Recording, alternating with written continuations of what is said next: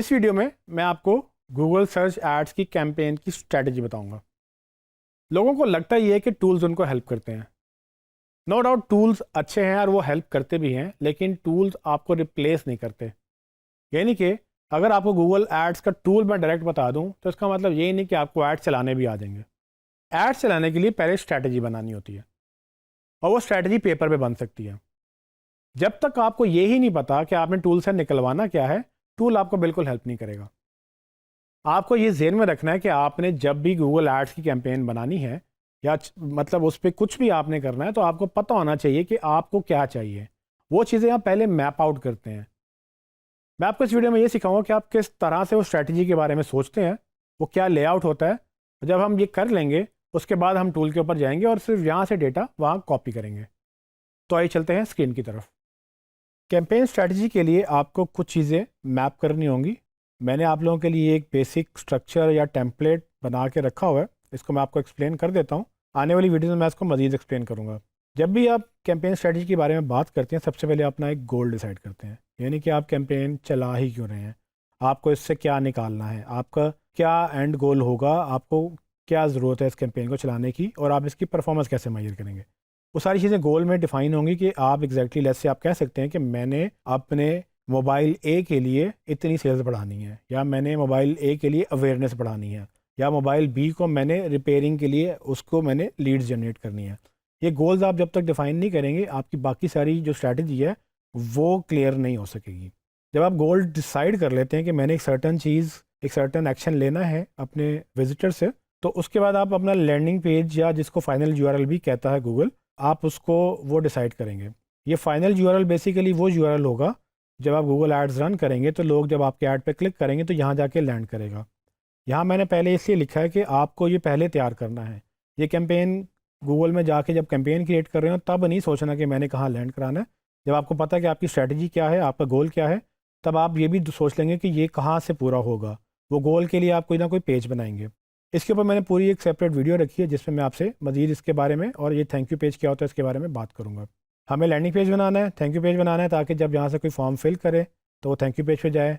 ये thank you page की जगह आप इसको ऐड टू कार्ट का भी एक नेक्स्ट स्टेप हो सकता है। जैसे अगर आपका ई कॉमर्स पेज है तो हो सकता है कि वो ऐड टू कार्ट पे जाएँ और उसको ई कॉमर्स वालों के लिए ऐड टू कार्ट एक प्रॉपर नेक्स्ट स्टेप हो सकता है।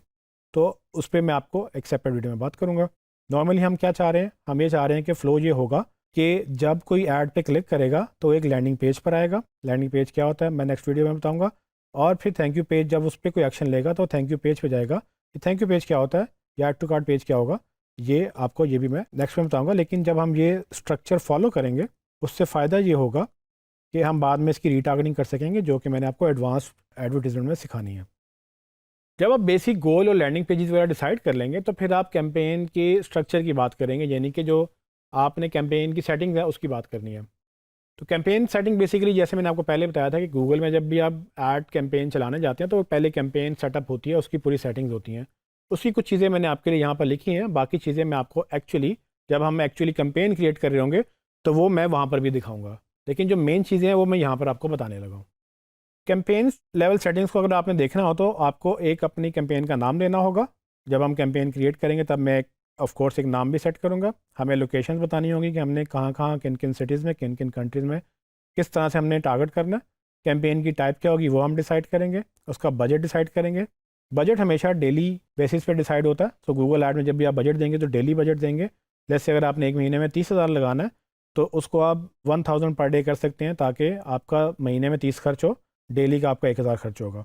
उसके बाद बाकी जो सेटिंग्स हैं जैसे मैंने अभी पहले बताया कि इसको हम आगे चल के जब मैं एक्चुअल कैंपेन क्रिएट कर रहा हूँ तो उसमें मैं आपको दिखाता रहूँगा साथ साथ। जब आप कैंपेन की सेटिंग सेटअप कर लेंगे तो नेक्स्ट स्टेप आएगा ग्रुप। जैसे कि मैंने आपको पहले बताया था कि ग्रुप्स का सिर्फ ये मकसद होता है कि वो आपकी कीवर्ड्स को और आपकी ऐड कॉपीज़ को ग्रुप करता है। तो आपने ग्रुप्स को उस तरह से सेट करना है जिस तरह से आपकी कैंपेन का गोल अचीव होता है। तो अगर हमने मल्टीपल ग्रुप सेटअप करने हैं तो आप दो ग्रुप्स भी सेटअप कर सकते हैं, और फिर दोनों ग्रुप्स के लिए अलग अलग कीवर्ड और अलग अलग ऐड कॉपीज़ भी होती हैं। तो मैंने यहाँ पर आपको एक बेसिक स्ट्रक्चर सा लिखा है। जब हम एक्चुअल कैंपेन चलाएंगे तब मैं आपको उसको एक्चुअली में सेटअप करके दिखाऊंगा। उसके बाद आप देख सकते हैं कि मैंने यहाँ पर लिखा है ग्रुप 1, यहाँ पर हम उसका नाम देंगे। तो बेसिकली ये ग्रुप 1 का नेम होगा। और ग्रुप 1 में हमने कौन से कीवर्ड लेने हैं, तो वो हम यहाँ पर कीवर्ड रिसर्च करके वो कीवर्ड शॉर्टलिस्ट करेंगे।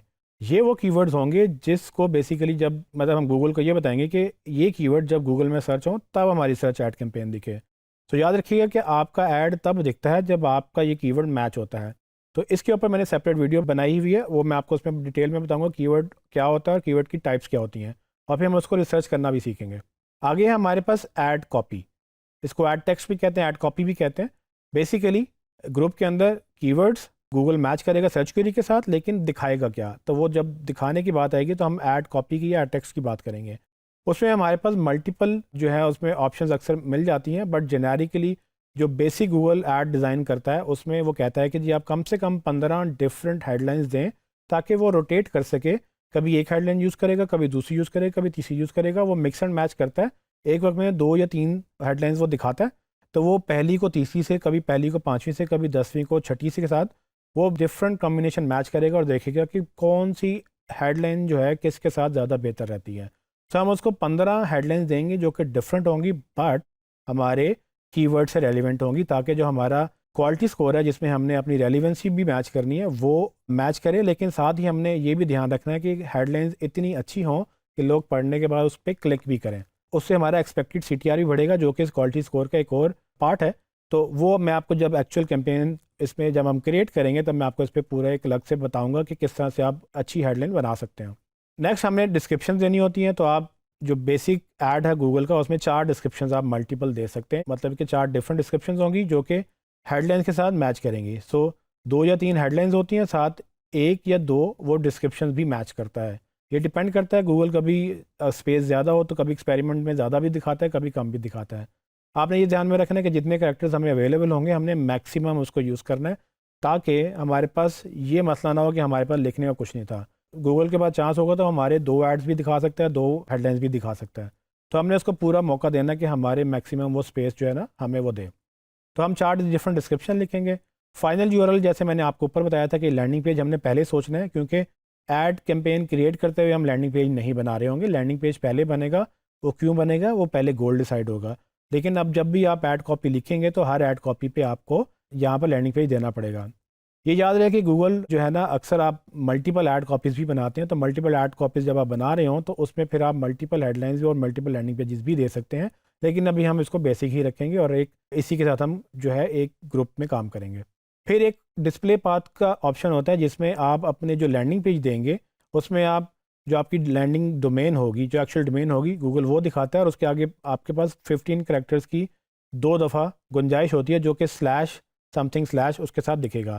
तो फॉर एग्जांपल मैं अगर आपको एग्जांपल दूं तो हमारा जो भी डोमेन है domain.com ये गूगल में पहले से नज़र आ रहा होगा क्योंकि हमारा लैंडिंग पेज वो मेंशन कर रहा होगा।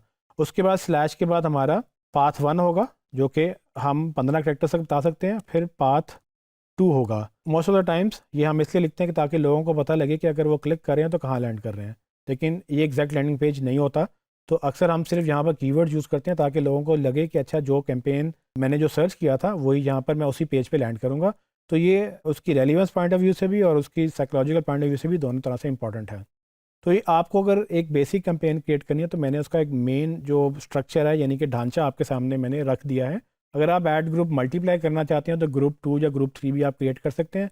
जब आप ग्रुप 2 क्रिएट करेंगे तो उसका नाम, उसके कीवर्ड्स और उसकी आप जो है ना ऐड कॉपीज़ की सारी चीज़ें पूरी करेंगे। तो अभी तक ये मेन स्ट्रक्चर मैंने आपको दिया था, इसी की बेस पे हम आगे चल के इसको एक्सपैंड करेंगे। जी ट्रेनिंग्स तो आपने देखा कि किस तरह से आप एक स्ट्रक्चर बनाते हैं, इसमें मैंने मेन चीज़ें मैप की हैं। ऑफकोर्स जब मैं गूगल एड्स के टूल पे जाऊंगा तो उसमें और भी चीज़ें होंगी और वक्त के साथ साथ गूगल नई चीज़ें ऐड भी करता रहता है। लेकिन अगर आपने ये स्ट्रक्चर को फॉलो किया तो आप बेसिक चीज़ें जो है बिल्कुल डेफिनेटली कर लेंगे। आने वाली वीडियोज़ में आपको इसी को एक्सपैंड करके मज़ीद इस पर डिस्कशन करूँगा और बाद में हम इसको कैंपेन को लाइव भी करेंगे।